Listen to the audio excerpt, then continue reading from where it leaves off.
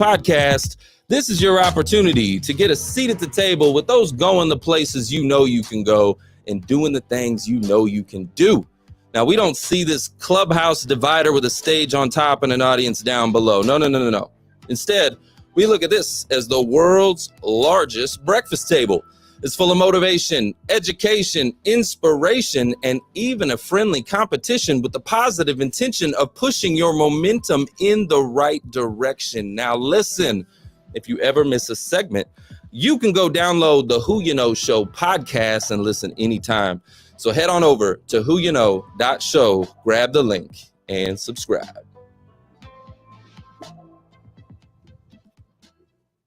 And joining us today, I've got an amazing guest for you. We've got Tiffany Sauder, a dynamic entrepreneur, CEO, and mom who has successfully balanced building multiple businesses and a thriving family.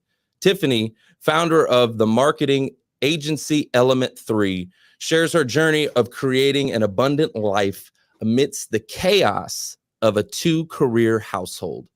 On this episode, we're going to dive into the strategies of transforming guilt, overwhelm, and disconnection into confidence, connection, and peace.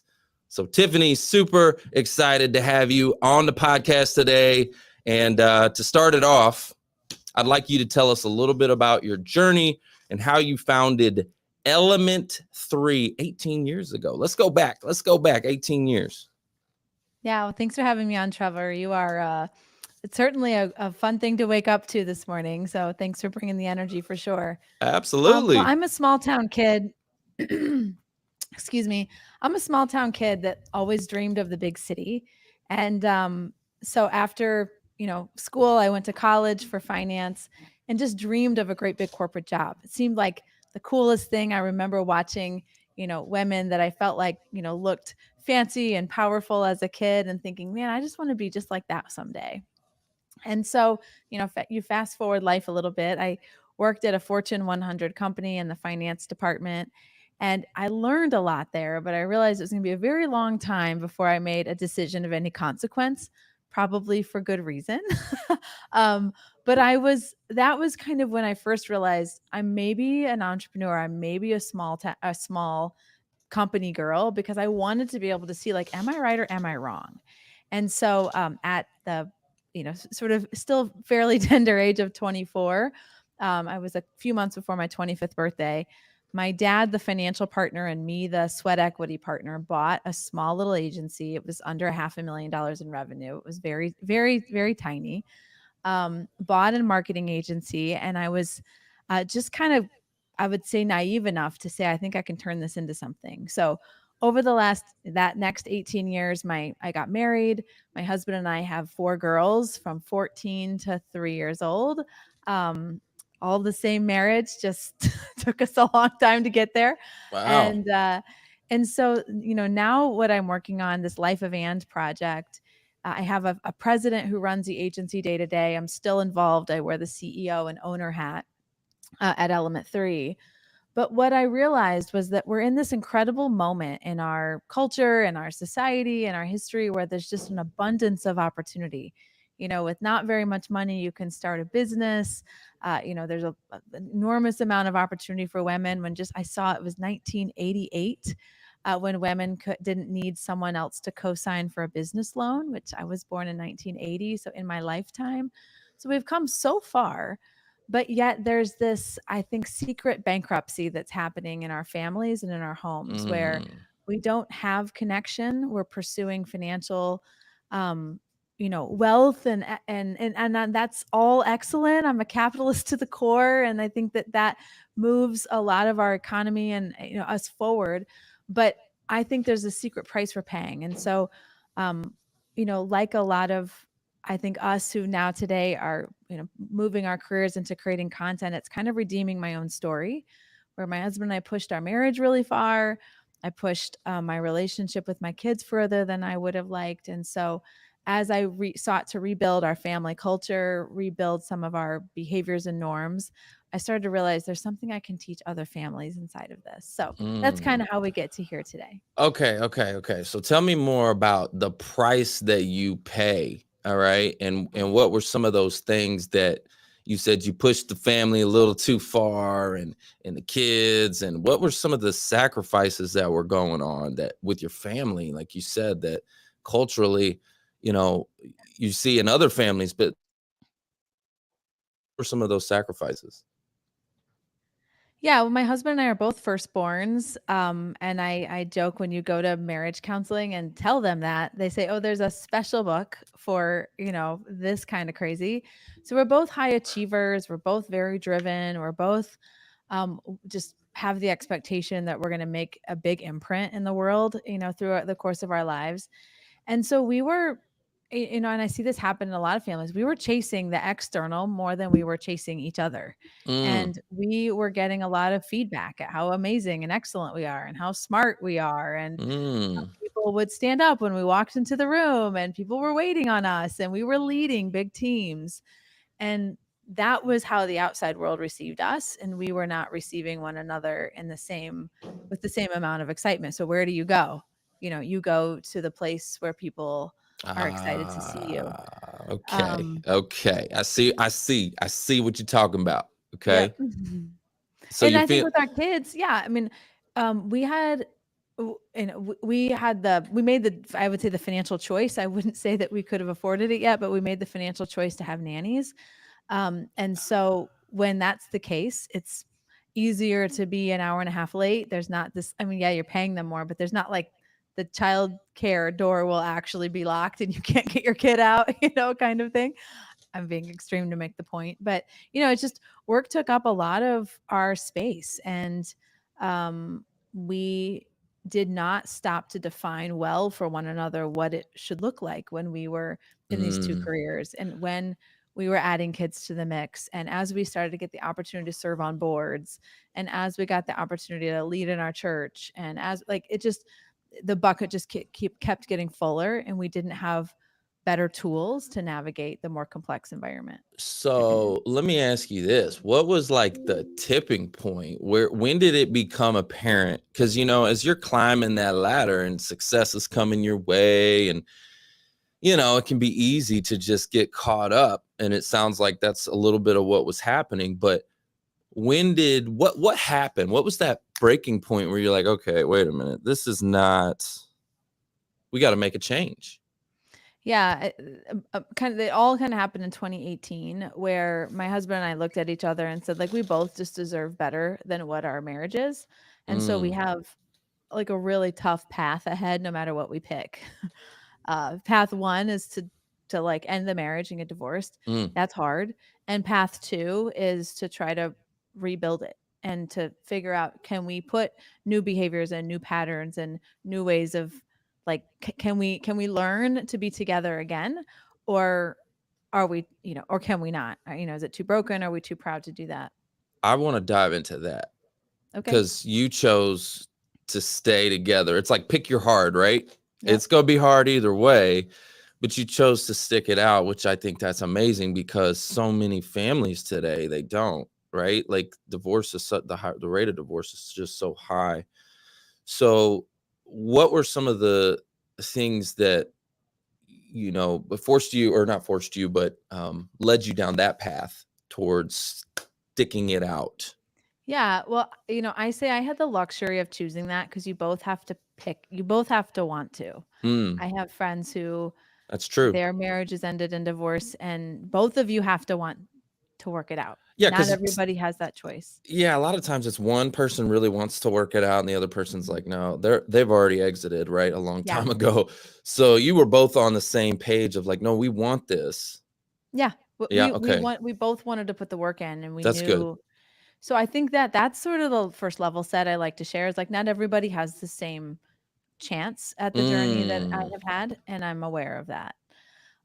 At the both the f- Once you get over that hurdle, the first is like you both have to be honest about how much it sucks and what you want. And you have to come together in a way that is probably more vulnerable than you feel safe to be, mm. because it's like not great. You're like kind of pissed at each other. You hurt my feelings. Like you don't think like you're not that into me. Like all those things are hurtful. And so being really um vulnerable when you're also you feel like when you feel vulnerable with that person. It's easy to feel vulnerable with a girlfriend talking about somebody that you feel vulnerable with, but doing that to that person can be really hard. So we both had to like admit this is not okay. We both deserve better than this. We're like high achievers in every area of our life. Why would we accept mediocre in the thing that is arguably the most important Ooh, thing in our that's good. life? I'm gonna give you a mic drop for that one. Hold up. Hold up. You were like, hold up. We want the best in our business Yeah. and everything else, but this is the most important thing, and we suck. No, I mean, no offense, but I'm just saying, like, Yeah, it's yeah, not we're just good. like, Like this sucks, right? yeah, Like, I don't even like an itchy shirt. Why would I wear, like, you know what I'm saying? Like, mm, why would I, why would I, why would we make this something we don't want? That seems so silly. mm. We just deserve better than this. You deserve better than this. I deserve better than this. Like, we've got to figure out if we can be better than this. What was the environment like? Like, okay, so because you going out in the world and you're grinding, and like you said, you're getting all of this pats on the back because you're so successful and you're doing all these amazing things, and then you would go home. What was the energy like? Describe the energy. Yeah, I think that's exactly the right word, is like the energy is like, uh, is that it feels dull inside of your home. Mm, I would ooh, say ours was not wrought with like a bunch of angry, aggressive, mm. like fighting. That was not like really our flavor of conflict. It was more just like indifference.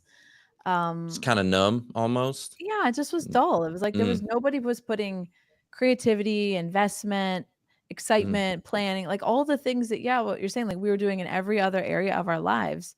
We were expecting to just like magically appear. And that was like not, it's clearly like it's an insane thing to expect. Um, but we didn't know how to make the space, or we hadn't chosen to make the space to invest in what I say, like the business of the relationship. And mm. that is what starts to erode the like fun part, is like you stop being on the same page. And so you're not as like present when you try to go do something fun, or investing in your families. Like all those kinds of things start to get more dull when you don't deal with the business of your relationship. Where are we going? How are we allocating our resources of time and Ooh. energy? What are the priorities inside of our home right now? How can we support each other? What change is coming so that we can react to that as much as possible before it gets here? Um, how do we manage those pieces of us so that the other part is actually fun and easy and smooth in all the ways that you imagine a relationship being? So do you treat now do you treat your relationship kind of like a business? Like, do you have like standing meetings and things like, because I've heard of couples doing this where I actually heard I think it was Jesse Itzler and uh gosh, I can't think of her name off the top of my head. Sarah Blakely. Yeah, Sarah Blakely. Yeah. I heard them do an interview at the 10X Growth Conference, and they were talking and they were saying that they had like just like a business meeting, like a standing meeting. And they said they would rate like issues in their relationship on a Mhm. scale of 1 to 10. And if it fell below a 7, they would table it. And they would table it to that meeting. Like, hey, well, it's not like we're just gonna ignore this, but it's just Mhm. not worth, like, it's not urgent. Okay. And if it Mhm. was above a 7, then they would handle it in the moment. But if it was below a 7, they would table it for that meeting, and they would have this standing meeting every week to talk about issues and different things, and to solve problems like a business meeting. And so do you do anything like that? Yeah, we do. We have a family meeting once a week, and it is really there's definitely some logistics in it. We have 4 kids in 4 different schools, and 4 different, from 15 to 3, so 4 different stages and activity levels, and no more. We don't have any other drivers right now, so there's a lot of logistics with that. And then my husband travels fairly frequently, and so whether he's home or away, there's kind of a different rhythm to things. So the weekly family meeting is really looking at the priorities of the week, Mm, what's coming, does everybody know what's happening what day, who's picking up, all of those kind of things just allow us to enter the week without a bunch of micro solving, which can be really distracting mm, for me as kind of the COO of our household. If I'm getting texts 3 times a day about who's picking me up, what's happening, did you remember? It's a big capacity load for me. I don't like administrative things. And so I just found we just need to do this once. And then my husband and I quarterly do exactly kind of what you were saying, Jesse Itzler and Sarah Blakely do. We have a quarterly time that we're together. We usually partner it with something really fun as well, where we both will bring topics. We build the agenda kind of over the quarter. Stuff that I see, or an example that we talked about was just getting on the same page with financial literacy with our kids. Our girls are getting older. Our oldest one is going to be out of the house in 3 years. And so, what do we want her to have learned? We need to talk about that so that I can, put together a program and administer that, or, we can do that together. So that would be an example of something that's more like forward looking for our family. How do Mm, we plan well? Or it could be things like, uh, quality time away is really his love language with me. And so mm, we're already looking at the calendar in 2025 to see when does he have like board meetings in cool places that I can maybe go with him, and putting that on the calendar first so that it's not competing with other things that I might say yes to. So we've just gotten better at those kinds of things and learning to look ahead. I think in really, really busy households, it becomes so critically important. Otherwise, the two of you are left to fit into the cracks of life, and it's almost important or almost impossible for that to happen. And so then it just ends up not happening. And when that happens over a long period of time, you end up really far apart. yeah, I love that. I mean, I think that that's you're getting on the same page, and you've got Mhm. goals that you're driving towards together. You've got, like you said, the time away, something to look forward to. And when you're growing together instead of just letting life happen, and then, like you said, fitting in the cracks, Mhm. Yep, right? exactly. So what kind of a difference has this made? Obviously, it's made a big difference in your family, right? Can you maybe share some examples, of that difference? Maybe paint a picture for us there. Yeah, I mean, I think that I used to feel like our life where every year my husband and I do a marriage check-in, and we have a form that we go through individually, and then I bring him on the podcast, and we go through it kind of live, like where are we at, what did we learn, what progress did we make in our marriage in this last year, where are we still getting stuck, and how do we get better. And even that like assessment is such a valuable, we do that with our people that work for us. Right. We sit down and kind of take stock of where are we, and what, and the gap and the gain, where are we still further away than we'd like to be from where we want to go, and where have we made a lot of progress? Where do I feel you supporting me and showing up? Where have I worked to maybe support you in new ways in this last year? So that's like very easy. It takes us maybe an hour. Um, It, and it's so funny how we're so intentional and strategic with our businesses, right? Yep. And even our business relationships. I mean, this is the Who You Know show. And so we're always about building relationships and connection and all of that, right? We're so intentional about it Yep. because we see, what that can do for us.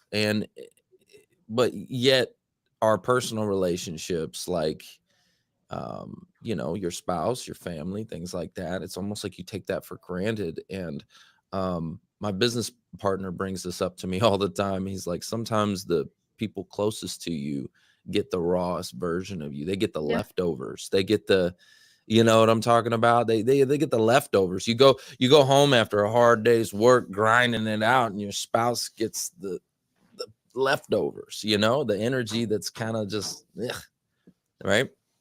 Yeah, I think if we don't be intentional about giving them our first Mm, time. And for us, in a two-career household, it isn't an I mean, I talk to him every day, but quality time is not an everyday thing. For us, we found it's better episodically, and like we might go away for 2 nights once a quarter. We always take a week in November and go away. That's how we've learned. That's kind of our toolbox of minimums of what do we need to do to kind of stay aligned and stay close. And I think when you talk about, what are the clues inside of our businesses that can help us manage our homes, um, that really was what I started to see. I talked about, 4 kids. We've got one in travel sports.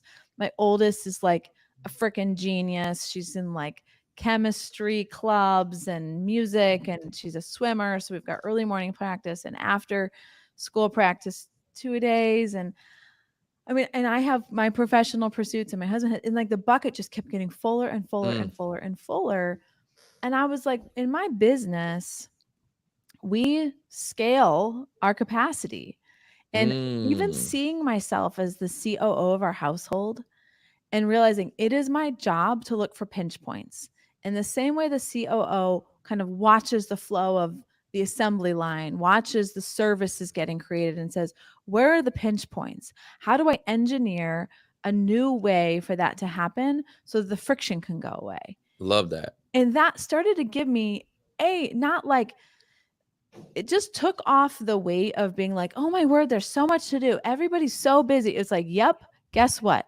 I'm the COO.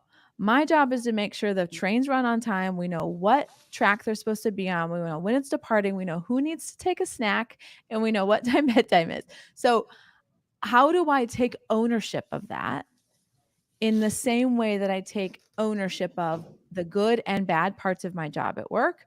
I'm going to do the same thing attitudinally for my job at home. And then I'm going to start looking for pinch points. How do I not allow the same crash to happen over and over and over again? We act like it is a surprise that we're going to eat dinner every single night between 5:30 and 7 p.m. Why does that need to act like a surprise? How do we put systems in place for that to be a smooth, peaceful, together moment in our household instead of one that's friction filled and makes everybody grumpier and like, coming in kind of hot? That's silly. This is not a Mm. surprise. Laundry is not a surprise. Every single day we put clothes on, every single day we make something dirty. Every single week we have to do laundry, no matter if we're home or on vacation, or it just doesn't matter, grandma's house. We have to do laundry. So these systems that are literally systemic to the way that we have to live, in the same way that like sending out an invoice, if that is a high lift operation and that takes a lot of capacity inside of your business, you've done something wrong. That's not a surprise. That's built into the way it's going to work, an invoice. And so I started to look at our household like that. I love that. And I'm going to tell you something, Tiffany. I'm guilty of this myself. Okay. I have had a couple of past relationships that have broken down and failed. And I have to look inward and to say, where did I go wrong? What could I have done differently? How can I take accountability for the things that I've done? Mm-hmm. And I'm a driver, and I'll tell you, a big part of it is exactly that. I'm out there trying to grind and do all of this, take over the world type stuff. Okay. And again, the partner would get the last of me at the end of the day. Right. And so I look at these things as lessons, because I'm single now, and I'm like, okay, where can I learn and where can I adjust, and how can I get better for my next partner that I bring on into my life. And so this is very, very important stuff, because you always wish you could go back in time and do things differently and da da da da da. But you know what? You can't. So what you can do is just learn from those lessons and figure out how you can adjust and move forward. But this is very important stuff, you know. So let me ask you this. Let's now we know what the energy was like. What's the energy like now? Yeah, our life is, I would say we live 60 to 70% of the time in the proactive, meaning like we're in 7 out of 10 weeks it goes pretty much the way we designed it. And things are pretty peaceful and smooth. It's still, a kid gets sick, a project comes up, like it's not like it's perfect. But I'd say 7 weeks out of 10, it's like, yeah, that felt great. We had the plan, we worked the plan, people got to where they wanted to go. I got to do my personal and professional things. My husband got to do his personal and professional things. We feel really connected as a family. We've got some time for friends. The house is in a way that I feel like I can live and be peaceful, and it's not just a trash heap, which does not work for my brain does not work, and I'm in a physical mess. It's very distracting for me. What And kind of so, difference? What kind of difference have you seen with the kids? I like last night, my nails are a really terrible shade of pink right now, because I sat for 20 minutes and let my my 8-year-old paint my nails. She had this computer that her sister spilled a bunch of water on about 6 months ago, and so she was playing nail salon and checking me in. I took a fake name, and she was, telling me how much it was gonna cost, and we played nail salon for 20 minutes. And that was just something I wouldn't have had, I would say, the capacity to do from a time perspective, or the Mm, attention to do from just being able to be present for 20 minutes. That's all she needed me mm, for. It wasn't a outing to the zoo. It doesn't right. need to be that. They just want me for 20 minutes. 20 minutes. And so I feel like an exponential ability to be able to be present in the micro moments. I feel like we are more planful in the macro moments. Um, we ask everybody in our family each season. So, like, we're going into summer right now. What are your priorities for the next 3 months? Um, so that I know from my girls what are your priorities, and it might be I want to have my friends over 3 times. It might be I want to rearrange my room. It might be, who knows? It's probably silly, but that's their priority. And so, how am I an agent for that? And then I also share my priorities with the family, and so they are an agent for that. There's things my girls have to do because they're in a 2-career household. There's also some amazing things in my kids' life as a result of being in a 2-career household. And we're pretty unapologetic about both of those things. Well, I just absolutely love what you're doing. Is this something that you also, to help with the process? Do you help coach people with this type of stuff to figure Yes. out how to live a more fulfilled life? Like all the way around. Yes. So I say it's living a life of and. How do you figure out how to get what you want? How do you level up your toolbox and not have to just give back your dreams? Which I think this sort of stretch of middle age can sometimes be filled with that. I'll be 44 this year. So yeah, I found myself going to a lot of breakfasts and lunches with young couples, or those kind of in my mid-career season of life where their job is bigger than it's ever been, their family's busier than it's ever been, other people's expectations of their time are bigger than they've ever been, and being like, how do you guys do it? And it's not a secret, and it's not unique to us. And so I've codified those into some frameworks and some tools.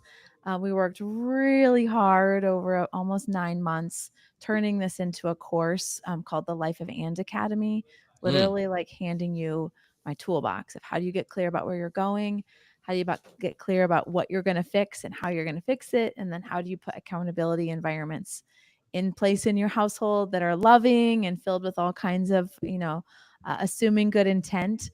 But just like at work, we need to actually know if we've done the thing we meant to do. The same thing needs to happen inside of our home. So I feel like I'm teaching my girls how to not only be strong women, but how to create an environment for them to continue to be able to dream and to, create scale inside of their home so that lots of people can do lots of stuff. And so yeah, if a listener is interested in that, you can go to my website at tiffanysauder.com, and the Life of And Academy. If you're interested, there's information there. and okay, so the Life and Academy, is this simply, or is this just for helping families to prioritize their family, or is it also for business, or is it a combined? Is this more for, like, who's the market? Is this for entrepreneurs Yep. who are living busy lives, who are also trying to do their family, or is this corporate employee, regular, like, talk to me about the market for this. So it's really teaching you to be the COO of your household. It's not Mm, to help you with your business. okay. It's helping the COO. I say there's a primary solver in every house. About 85% of the time, it's the female or the wife, but not always. Um, and so it's really about that. It's helping you. How do you learn how to be the COO of your house? How do you create scale? Um, it's from my lived experience, and so primarily it's for 2-career families. That's the vocabulary inside of the course. I have had single parents take the course and get a lot of value out of it. I don't market it to that because it is from my experience, which is a 2-career home. But had several people say, "Is this good?" I was like, for single parent homes, like, I have no idea. I would love for you to go through it and tell me. And so we have done that, and I know that it's helpful. But the vocabulary and the orientation is towards a 2-career family. I love this. I love this. And Tiffany, 1 second here. I'm going to refresh this. We are live right now. I'm going to refresh, restream. It gave me an alert here. It looks like it dropped the live stream, which is no worries. Hey, tech.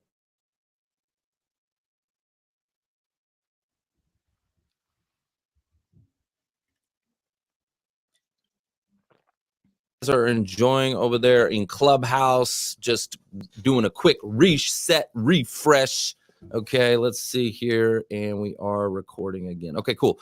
So I'm not done with this. We got a lot more questions and a lot more with Tiffany. So, okay. We've got your course, right? That people can go to learn how to live a more balanced and fulfilled life. Treat it like the CEO of their household. I love that. And what are some of the key strategies that someone might expect to find in that course? Like if you had to break it down to maybe a couple of items, what are a few things that they can expect to find inside that course? Yeah, well, one of the things I find, I think whenever it could be with a roommate too, or Trevor, you said you were in a relationship prior, is moving things from implied expectations to explicit agreements.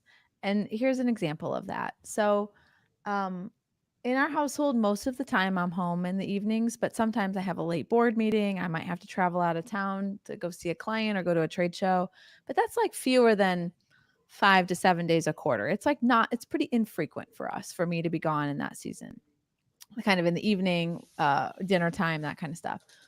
Well, one of the things that would happen is I would get home and the house would look like a bomb went off. And I would get super annoyed.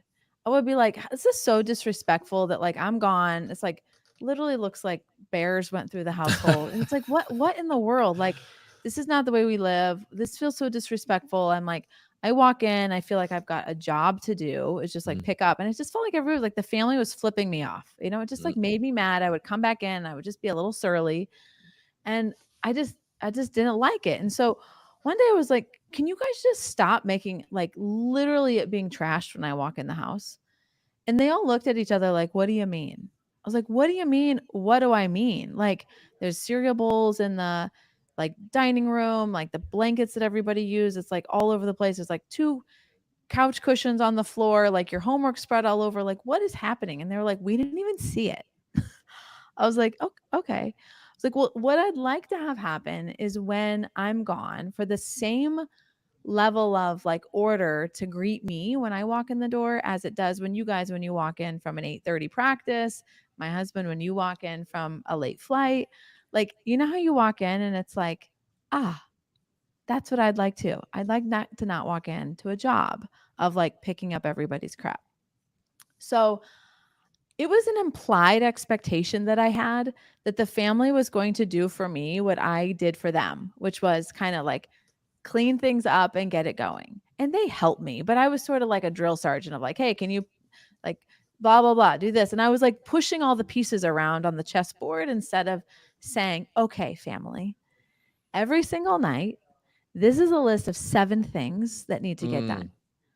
We need to clean off the dining room table. We need to put everything in the dishwasher. We need to run the dishwasher. We need to empty the kitchen and the main bathroom trash can out into the garage. We need to wipe down the counters with the stuff that I think smells so good. And do a 10-minute pick and put, which is like literally, if you see something that is not where it goes, put it away. 10 minutes. The whole thing takes like 12 to 13 minutes to just like buzz through it. It sounds long, but when you've done it a million times, it goes very fast.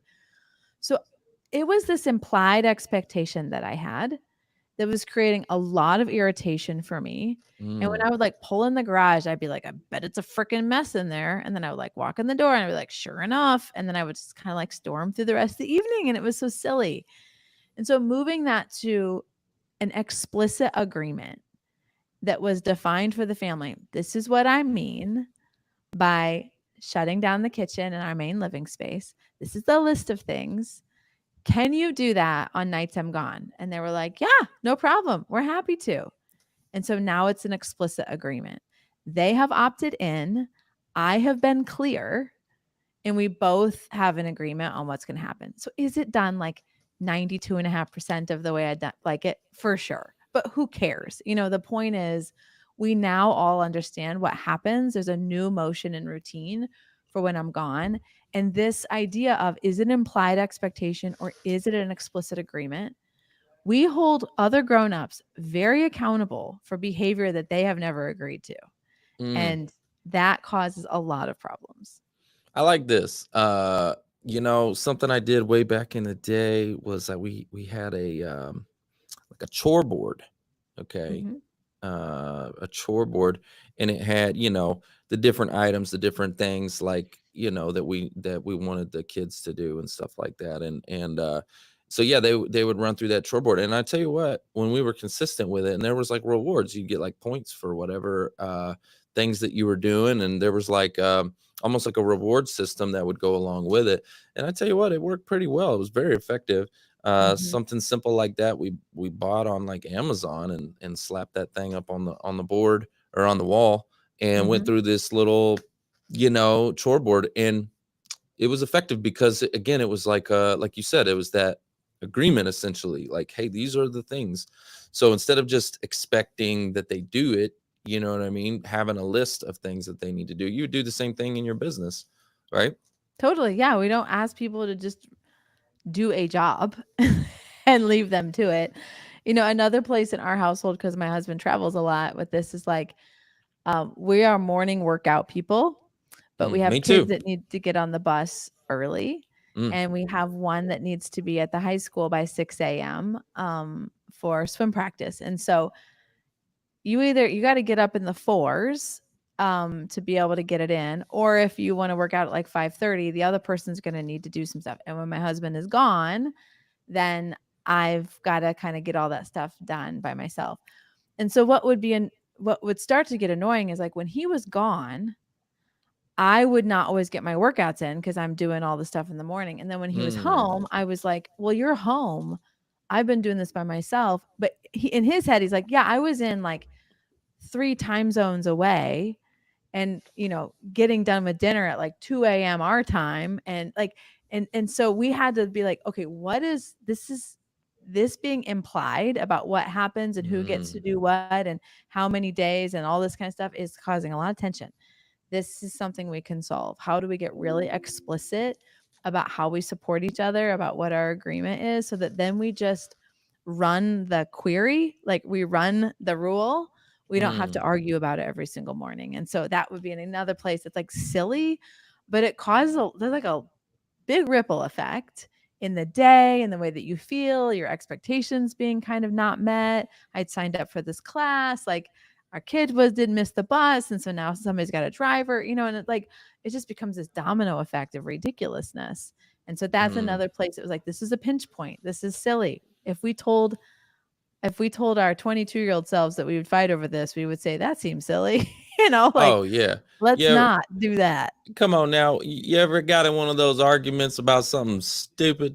You know what I'm talking about? You're like arguing over food or what to watch on, Netflix or whatever, just those silly, stupid arguments that you get into. And so what it sounds like, and I've heard people talk about this too, is to, when you have arguments, when you're arguing with your spouse, it's like, if you're trying to prove someone wrong, it's like someone's right and someone's wrong. And if they're wrong, then that hurts the relationship, because you're supposed to be like one, right? Like in the Bible, it talks about being one flesh, right? And so if you're two hands of the same flesh, right? Like, if I'm slapping my hand over here, well, that hurts, okay? The total being. If that makes sense. So being one person being right, it's not about being right and wrong, but it can be about solving problems. And that's the way you're looking at it from a different viewpoint. It's not about, oh, Tiffany, you're wrong because of blah, blah, blah. No, it's like, hey, here's the issue. It's about making the issue the issue. You're not the issue. It's the issue that is the issue. That's the problem. Let's figure out how we can solve the actual problem. Like let's say, as an example, if we were arguing about Netflix, right? Like I know people do, right? About what to watch or what to eat, little things, stupid things, right? Well, if that's the issue, then figuring out a solution to that. Hey, maybe on Monday, Wednesday, Friday, I pick.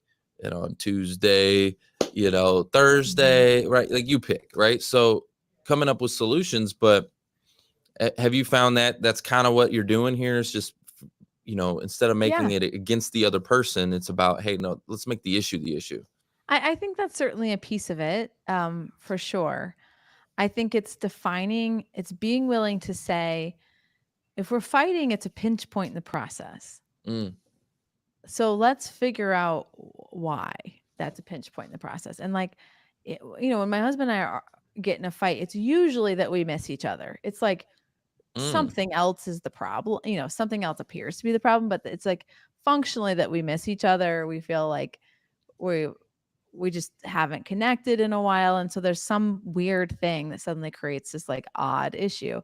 And so mm, I usually go back and I talk about in my course establishing minimums for every core area of your life. And so we have defined minimums for our relationship. Like, how many times are we going to go out for dinner in a quarter? How are we going to mm. manage our our quarterly business meeting?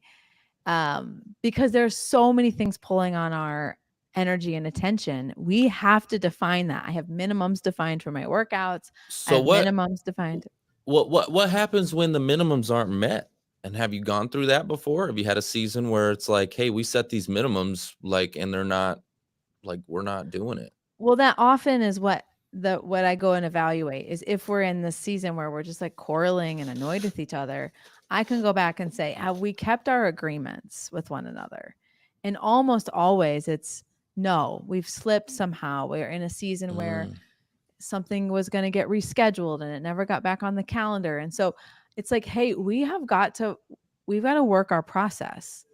This is why we set these minimums, is because we didn't want to get here. This feels gross. I don't like this. It makes me tired when we're not connected. Like, I don't like it. So can we recommit to our minimums? Let's do better. And just like at work, there's times where you're like, if you're in sales and you work on commission and you've got a quota, it's like you have all these things, like, this is how many calls I need to make every day. This is how many meetings with new people I need to do every week. This is how many trade shows I need to go in any given month or quarter. And you have those behavior anchors in place because it gets the outcome that you want. You get the outcome that you want a bunch of times in a row. Sometimes you can accidentally start to get kind of lax in mm-hmm. the calls you're making. You get kind Yep. of lax in the number of new people you're meeting, and you hang out with more familiar people, whatever needs to happen. And then you get off your goal, and you can either go create a new program, or you can go back and say, how well have I been doing Mm, against what I decided to do? And that's really the core essence of the Life of And Academy. How do you mm, find what you really want out of life?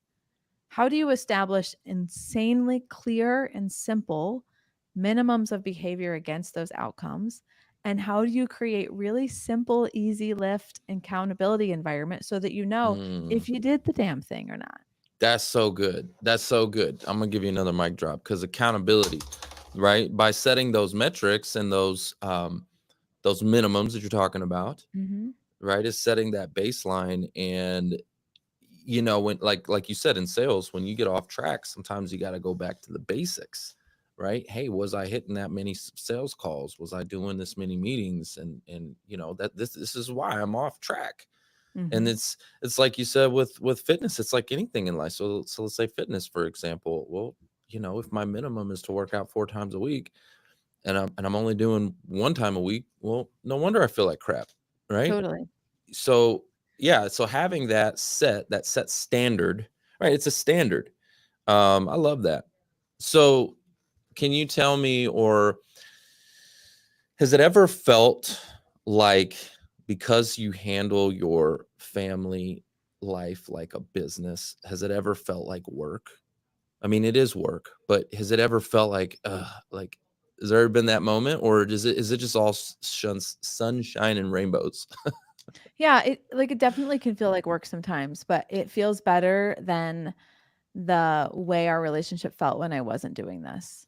And so, like, take it back to fitness, like, it never feels sometimes it feels good to get up at 5 o'clock to work out, but, like, more often than not, it's a choice. Sometimes it feels good. You're like, "Yeah, I'm ready to rock. I got 8 hours. I Yeah. ate really good yesterday. My body's ready to roll." Um, but it's Today what was you not that day for me today, but no, I did it anyways, it's but it good. was not that day. It's the same thing, you know, but also feels like really bad to feel bad in your body. And so Mm, it's just the hard we choose, mm, is to run our family in this way. It does not feel like the Von Trapp family from The Sound of Music with like a whistle and, you know, like a boarding school. It really looks like a very fun family, but there's this mm, backbone that that is now a almost like a foundation for us to build off of. When that wasn't there, we were all building off of quicksand, and that didn't work. ooh, So yeah, this is like sometimes it's I don't want to, but I don't want to go back to where we were more than I don't want to do what mm. it takes.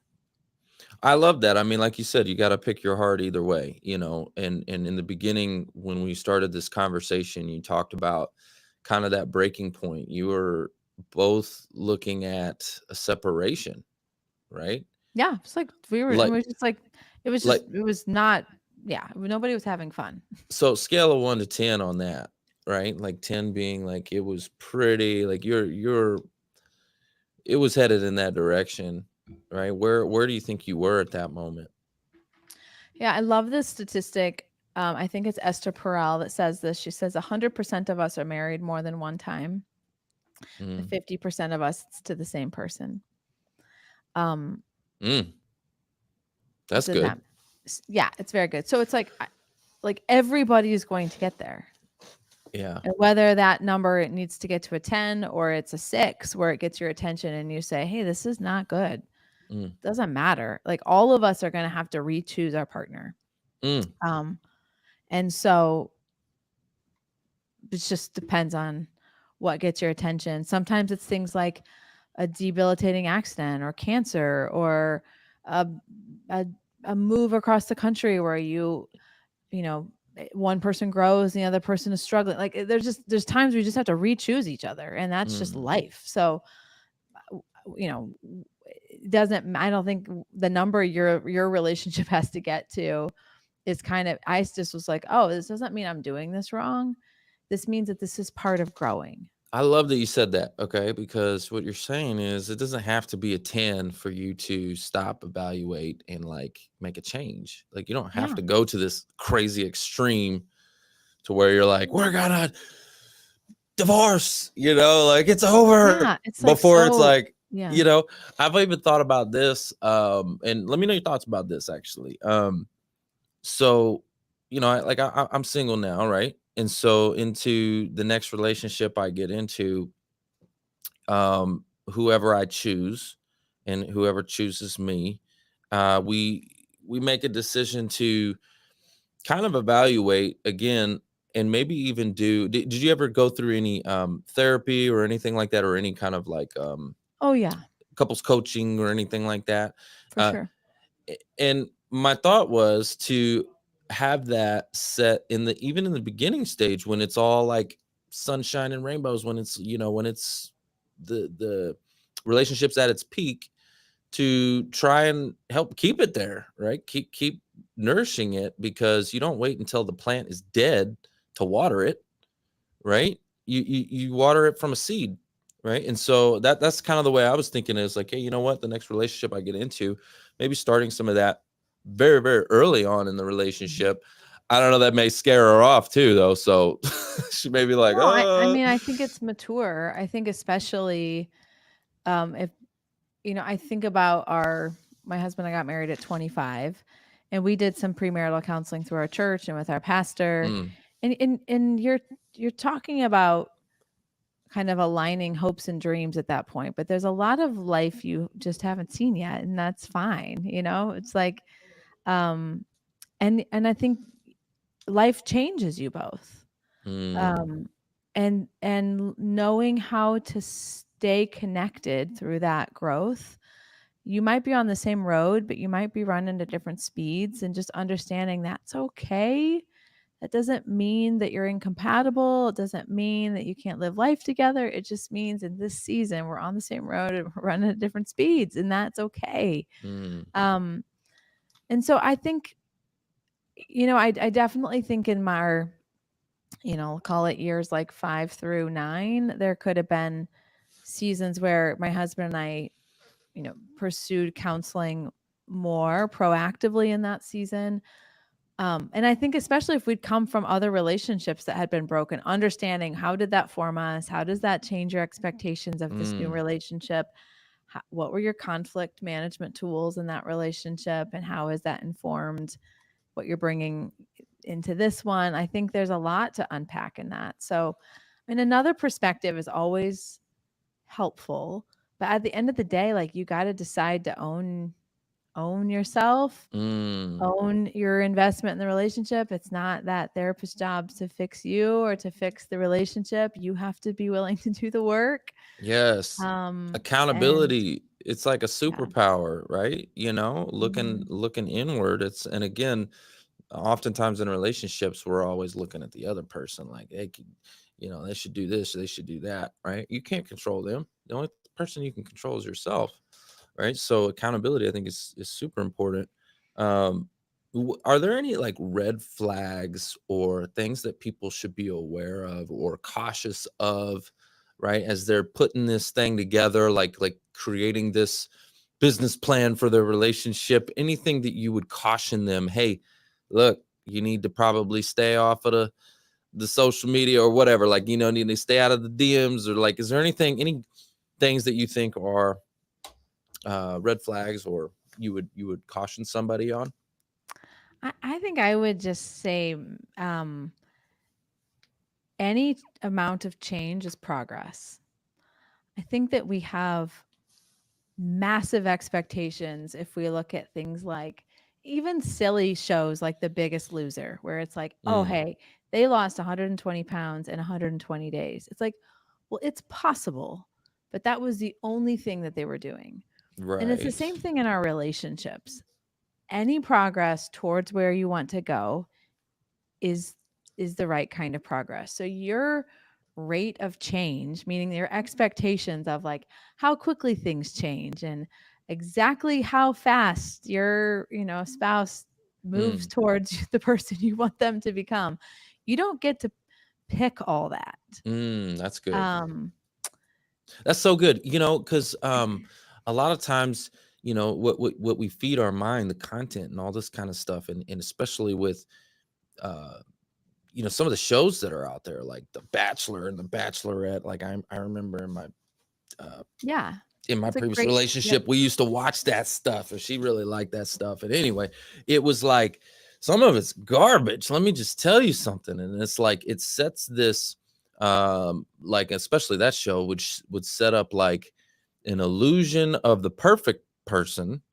And then Yeah. also like this, it shows all these toxic men and toxic women, and so then you get to see the worst of people, and then you get to see this fairy tale person. Oh, they're so perfect, and everybody wants, you got to be like that person, and you know what I mean? Like, Well, even things like the dates they go on are inaccessible to all but oh yeah, 17 people on the planet, and right. it's like, I agree with you. I think it makes these wildly outsized expectations. Mm, And that's why I said, like, yeah, any progress towards wanting to stay married to I wanted to stay married to my husband.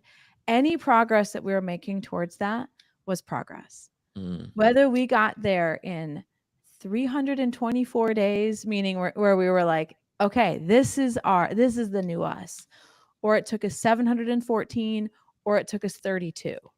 mm. Is there one of those numbers that's better than the other? I mean, yeah, you'd like to get there fast, but saving a marriage is a really big deal. That's like a Yeah.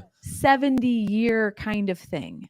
And it's, I hear Glenn Lundy talk about this all the time, and I'm not sure exactly where he got it, or if he made it, if he came up with it, or maybe he got it from somebody. But I hear him talk about discipline compounded daily equals transformation, Yep. right? And so it's not necessarily, again, you can't just change everybody overnight to that perfect person that you're wanting. You know what I mean? But like you were saying, any progress is good progress. And it's just the same thing again. Like, we go back to fitness. You don't go in the gym, right, and you're like, all right, I'm gonna go to the gym and I'm gonna do 12 hours in the gym, and you'd probably actually hurt yourself if you did that. It wouldn't be healthy. And and it wouldn't do anything. You wouldn't transform. You wouldn't be, stronger. You'd probably actually be weaker if you did that. Right. What you need to do is like 30 minutes a day or an hour a day, and consistency, right? Be disciplined. Discipline compounded daily equals transformation. And then all of a sudden, 3, 4, 5, 6 months later, you look down the road and you're like, wow, hold up. I'm a different person. Wait a minute. You don't see the transformation on the daily basis, but 6 months later, you go, wow, hold up. This is good. Right. So you're seeing the same types of results in your relationship. Exactly. Yep. Exactly. I love that. Tiffany, tell me about your podcast. Yes. So it's called Scared Confident. Scared Confident. And it really is encouragement, tools, and resources for two-career homes. A lot of what we've talked about today is like, how do you level up your toolbox so that you can say yes to more ands in your life? And so we talk to other two-career families. I do solo shows and share kind of like live from the front lines of my own life, and answer a lot of questions from listeners. So it's a great time. Would love it if any of your listeners are interested in kind of this type of message to join me over there. We drop an episode on Tuesday and Thursday every week. That's amazing. So you take live call-ins as well? It's more of a form fill. I don't do live call-ins, but people will send in messages and we'll say like, okay, this is the question that we got this week, and go into it from there. I love it. I love it. I love it. Well, I actually, because of the Clubhouse room, we may do a couple of questions here in just a moment. If you're cool with that, might take a couple questions from the audience, do a little live call in here. But this has been an amazing episode, Tiffany. This is very important stuff. Like it's your life, right? And again, I've been so guilty of this myself, and that's why I know how important this is, right? Like I'm ready to make those changes for my future partner, because I've made some mistakes that have cost me relationships, and it's time for that next level. So I know how important this is. I've been there where I've just been grinding. And again, I didn't treat my household like the business, or didn't treat it. I wasn't nourishing it. You know what I'm saying? Yeah. And so anyways, lessons learned, and it's time for change. And so I really appreciate this conversation. It means a lot to me personally. And I know that there's a lot of entrepreneurs out there. We're all out here just trying to make a buck, trying to crush it out there in the world and make an impact. And so, but while we're doing it, let's also treat our families and give the people that we love the most the respect that they deserve to, right? Yep. I often ask myself the question, what am I willing to give up to get what I want? Ooh, great question. And if we don't make that choice, life will make it for us. Ooh. So I'll just end with that. And that's the mic drop right there. All right. Well, guys, that's the show. It's all about who you know. Bye.